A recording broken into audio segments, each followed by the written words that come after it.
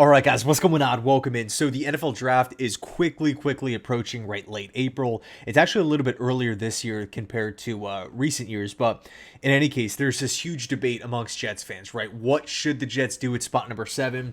It's a really cool position to be in, right? Because whether we go with the Tyler Warren, whether we trade back, whether we go with, take your pick on whoever you really want, right? Membou, Ted McMillan, there's some buzz. Matt Golden, I've seen a couple Jets fans suggesting. The bottom line is the Jets are they're in a position right now where they can go down a ton of different paths and attack a huge position of need, and at the same time securing a good player with this top 10 pick. We're not in a position where, we're at 19, we have a million holes, and it's looking like we're probably crossing our fingers for one guy to slip to us, right? We're not in that position. It's similar to last year, right? Brian Thomas would have made sense. Brock Bowers would have made sense. Bo Nix potentially too at 10, 11, right? Obviously the Jets traded down that spot.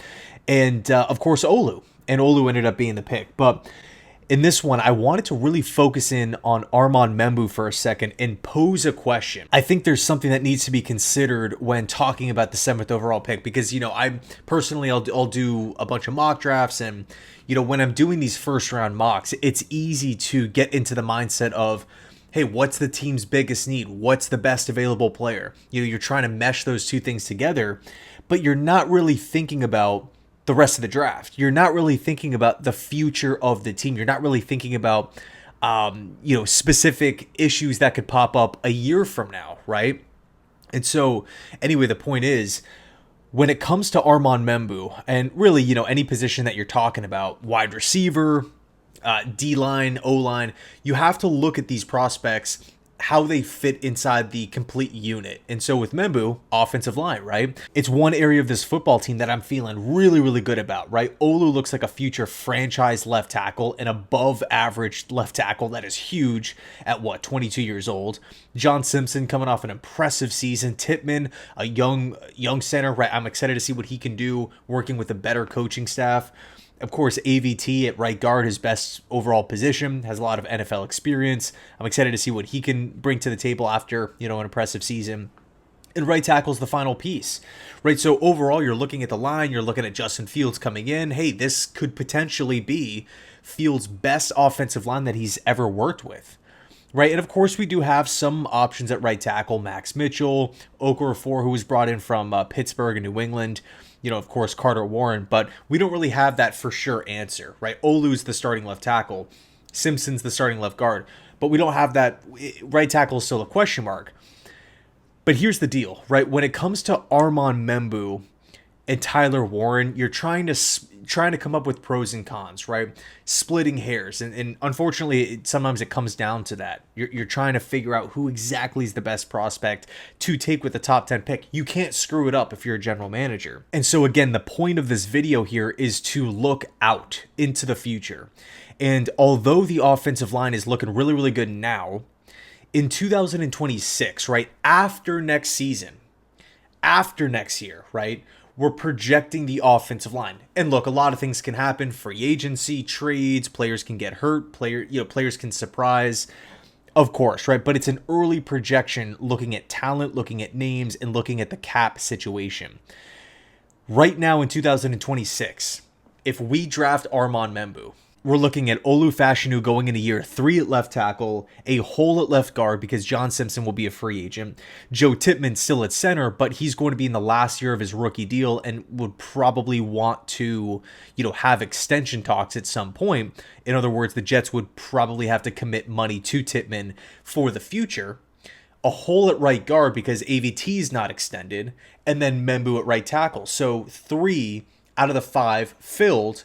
But one of those positions in Tippmann is, that's you don't want to run into a situation where there's a contract holdout or anything like that. If you don't want to pay Tippmann, dependent on his play, that's a kind of a different case. But right now, he's still a young player, and I view Tippmann as a future building block for this football team. Anyway, the point is, you have 2 massive holes at left guard and right guard. Yes, of course, the Jets can bring back AVT or Simpson or one or the other, but you're committing millions of dollars to bring back one or both of these guys, and if you don't, you have a hole there. So that's with Membou. And so I'm sitting here thinking about it. If we go with Tyler Warren at 7, if we go with McMillan at 7, or whoever you want, take your pick. You're now in a position in 2026 where the same issues that we were just talking about are only magnified. Still need a left guard, still need a right guard. Tippmann in the last year of his deal, but now we still need to find the future right tackle. So today we're looking at the O-line. Great, we have 4 out of the 5 figured out. Only need that last piece. But 1 year from today could very well be in a completely different situation with 2 out of the 5 figured out. And one of those is, one of those positions in Joe Tippmann is probably going to be asking for a decent size contract. And if that's the case, how much money are you willing to just invest into the offensive line? If Joe Tippmann wants a deal, you have to figure out what you're doing at left guard. You have to figure out what you're doing at right guard. And then you have to figure out right tackle. All of a sudden you're in a position where it's like, whoa, hold on a second. We went from a really, really good, safe spot with 4. Now we have a bunch of holes. Justin Fields going into year 2. And of course, a lot of different things. It's a lot of moving parts, but I expect the Jets to have this type of conversation because let's be honest, right? Darren Muji, Aaron Glenn, they signed longer deals. They signed bigger contracts. They're not going to be out of jobs in a year from now, right? You're never going to make a draft pick in the first year of a tenure of a brand new regime, only focused on this upcoming season. And so Membou does get the slight edge over Tyler Warren in that category, in that area. Here's the curveball, though, right? And this is kind of the whole like 2 birds with 1 stone, trying to address needs.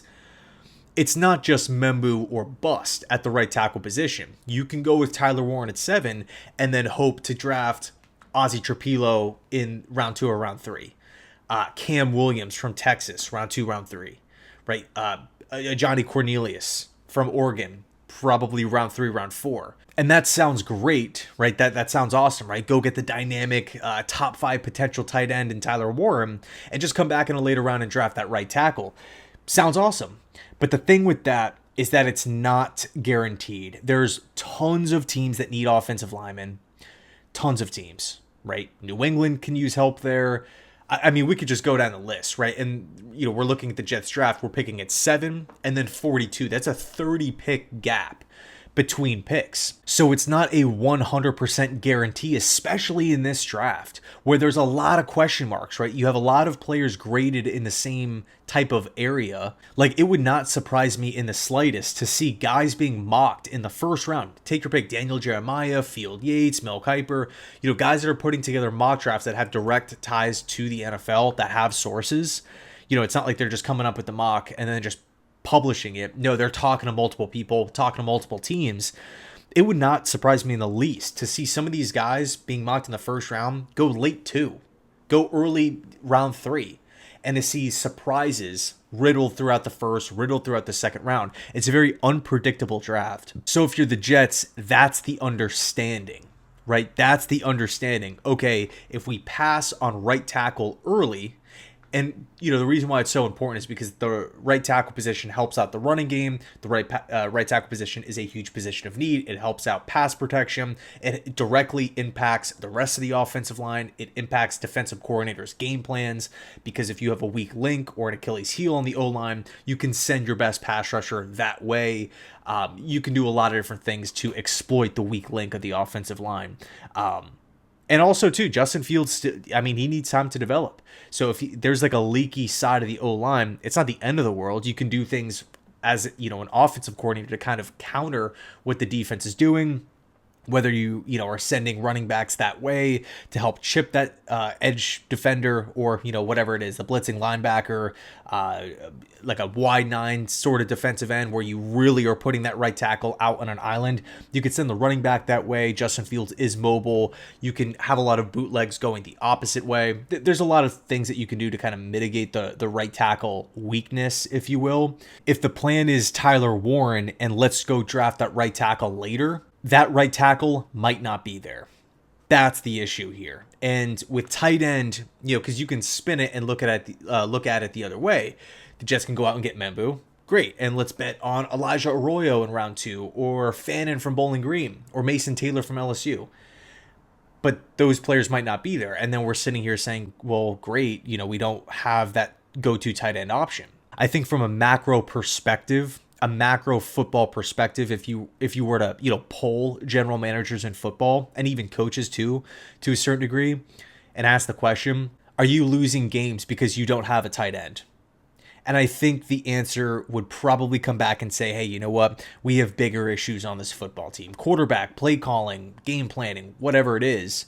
It's probably not just tight end. So I think it's something to think about here. And even though going right tackle might not be the most exciting or sexy pick, the guy, fantasy, numbers, stats, touchdowns, it might just make a little bit more sense because you're kind of projecting outwards.